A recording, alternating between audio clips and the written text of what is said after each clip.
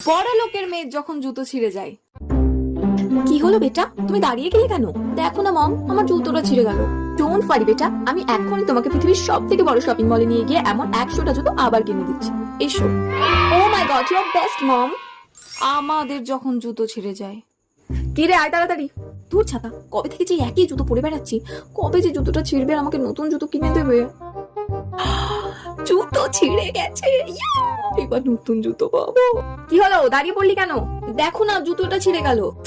এখন জুতো ছিঁড়ে ফেললি? মা, এবার তো নতুন জুতো কিনে দেবে। ঠিক আছে, আয় আমার সঙ্গে আয়। মা মনে হয় জুতোর দোকানে নিয়ে যাবে, এবার নতুন জুতো পাবো। আয় আয়, দে জুতো দে। মা, তুমি এই 500 বছর পুরনো জুতোটা আবার সেলাই করাবে? তার থেকে আমার একটা নতুন জুতো কিনে দাও না। চুপ কর তুই, এই জুতো এখন 100 বছর চলবে, বুঝলি তো? চুপ করে দাঁড়া। এ না অমুচি ভাই, এই জুতোটা এমন ভাবে সেলাই করে দাও যেন একেবারে নতুনের মতো লাগে, বুঝলে তো?